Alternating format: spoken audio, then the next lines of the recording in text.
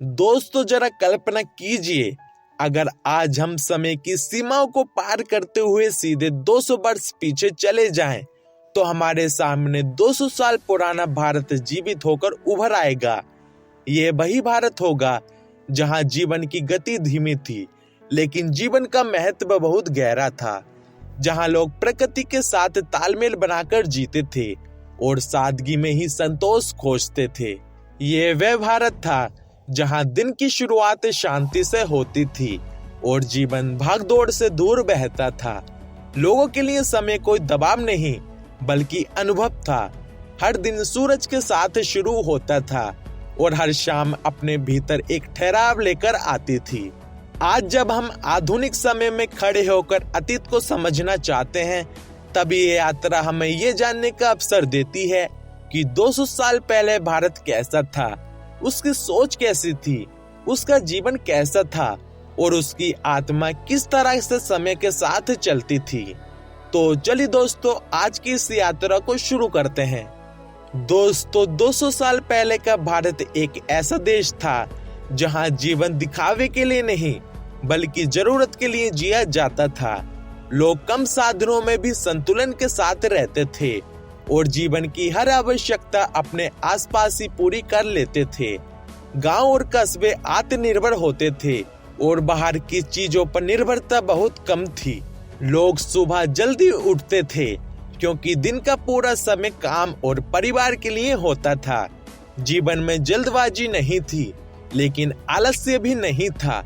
हर व्यक्ति को अपने काम का महत्व पता था और हर काम सम्मान के साथ किया जाता था।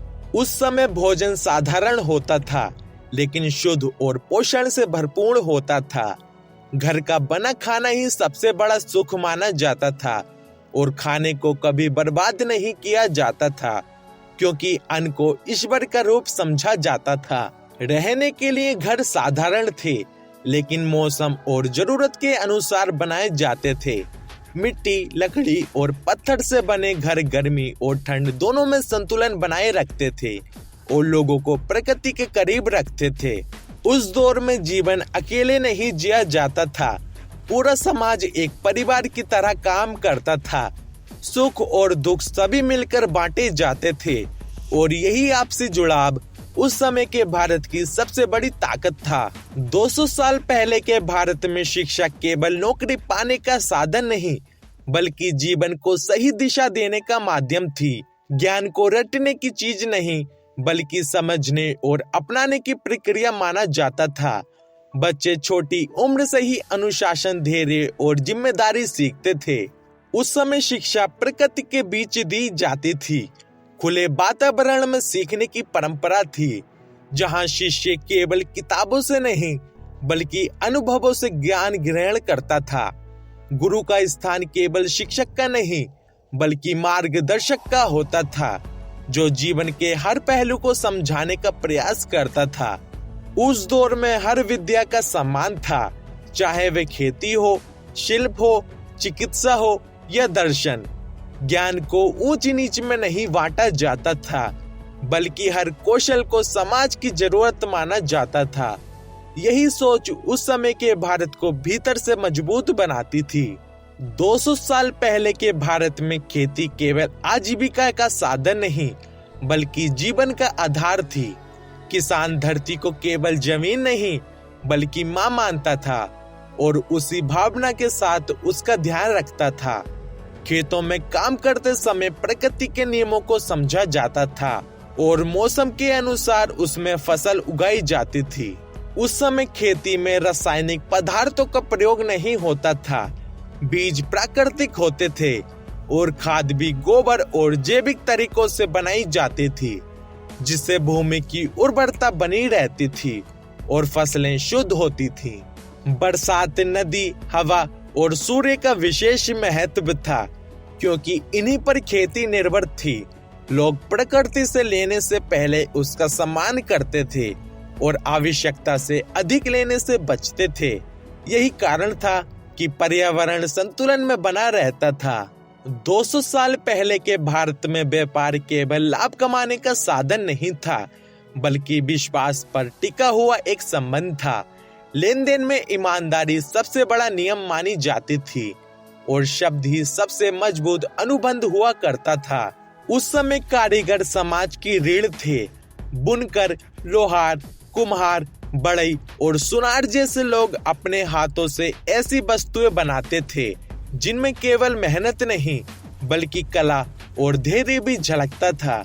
हर वस्तु समय लेकर बनाई जाती थी, इसलिए उसकी गुणवत्ता और मजबूती पर कोई समझौता नहीं होता था।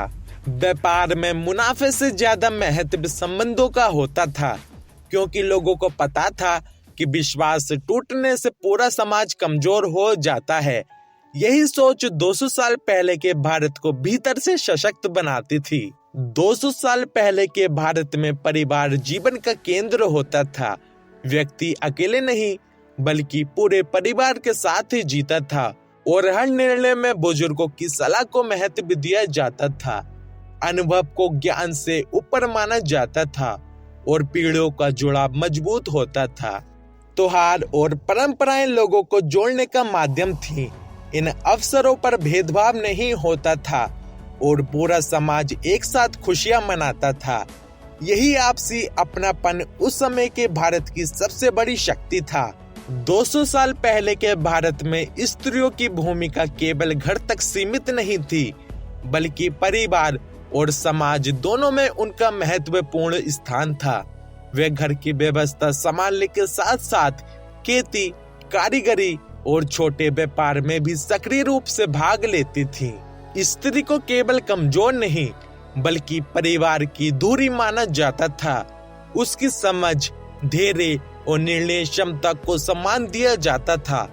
घर के बड़े फैसलों में उसकी राय सुनी जाती थी और बच्चों के संस्कारों में उसकी भूमिका सबसे अहम होती थी।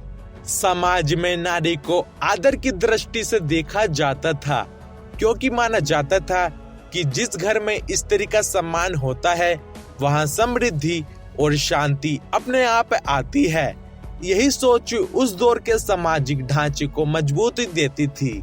200 साल पहले के भारत में शासन का उद्देश्य लोगों पर अधिकार जमाना नहीं बल्कि उनकी रक्षा करना माना जाता था। सत्ता को सेवा के रूप में देखा जाता था और राजा या शासक को जनता का प्रतिनिधि समझा जाता था। न्याय व्यवस्था सरल थी लेकिन प्रभावी थी। विवादों को सुलझाने के लिए पहले बातचीत और समझौते को महत्व दिया जाता था। पंचायत जैसी व्यवस्था समाज में संतुलन बनाए रखती थी और फैसले केवल नियमों के आधार पर नहीं बल्कि नैतिकता को ध्यान में रखकर किए जाते थे। शासन और समाज के बीच दूरी बहुत कम थी। शासक जनता की समस्याओं से सीधे जुड़ा होता था और आम लोगों की आवाज को अनसुना नहीं किया जाता था। यही कारण था कि लोगों में व्यवस्था के प्रति विश्वास बना रहता था। 200 साल पहले के भारत में धर्म केवल पूजा तक सीमित नहीं था बल्कि जीवन जीने का तरीका था। आस्था को दिखावे के रूप में नहीं बल्कि आचरण में उतारा जाता था और हर कार्य से पहले मन की शुद्धता को महत्व दिया जाता था। लोग मंदिर, मस्जिद या अन्य उपासना स्थलों पर केवल प्रार्थना करने के लिए नहीं बल्कि मानसिक शांति पाने के लिए जाते थे। वहां मिलने वाला सुकून जीवन की कठिनाइयों को सहने की शक्ति देता था। धर्म का अर्थ किसी एक मार्ग को थोपना नहीं था बल्कि सभी के लिए सह अस्तित्व की भावना पैदा करना था। अलग अलग मान्यताओं के लोग एक साथ रहते थे और एक दूसरे की आस्था का सम्मान करते थे। 200 साल पहले के भारत में स्वास्थ्य को बीमारी के बाद नहीं बल्कि बीमारी से पहले संभाला जाता था। लोग अपने शरीर को समझते थे और प्रकृति के नियमों के अनुसार जीवन जीते थे, इसलिए रोग कम और सहन शक्ति अधिक होती थी। दिनचर्या संतुलित होती थी।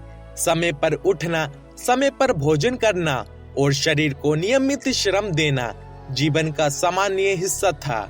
व्यायाम, योग और शारीरिक परिश्रम को बोझ नहीं बल्कि आवश्यकता माना जाता था। चिकित्सा पद्धतियां प्राकृतिक थीं।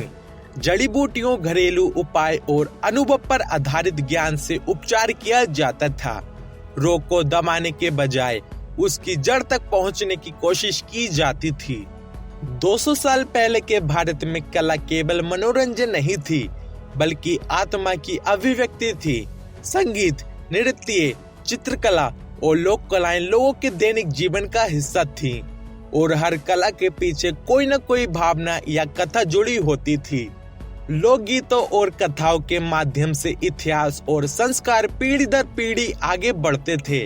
मनोरंजन का उद्देश्य मन को हल्का करना और समाज को जोड़ना होता था, न कि केवल समय बिताना। कला और संस्कृति ने भारत को केवल एक देश नहीं, बल्कि एक सभ्यता के रूप में स्थापित किया और यही पहचान 200 साल बाद भी हमारे भीतर जीवित है। दोस्तों, आज हमने समय के उस पन्ने को पलटने की कोशिश की है जहां से हमारा वर्तमान जन्म लेता है। 200 साल पुराना भारत कोई कल्पना नहीं था, बल्कि एक जीवंत सच्चाई था जिसकी जड़ें सादगी, संस्कार और संतुलन में थीं। भारत को समझना हमें ये सिखाता है कि प्रगति केवल आगे बढ़ना नहीं, बल्कि अपनी जड़ों को याद रखना भी है। दोस्तों, अगर ये यात्रा आपको सोचने पर मजबूर करती है, अगर इस कहानी ने आपको अपने अतीत से जोड़ा है, तो इसे दूसरों तक भी पहुंचाएं और ऐसे ही ज्ञानवर्धक और रोचक विषयों के लिए रिकॉल इंडिया चैनल को सब्सक्राइब कर लीजिए, क्योंकि यहाँ हम इतिहास को केवल बताते नहीं, बल्कि महसूस कराते हैं। जय हिंद।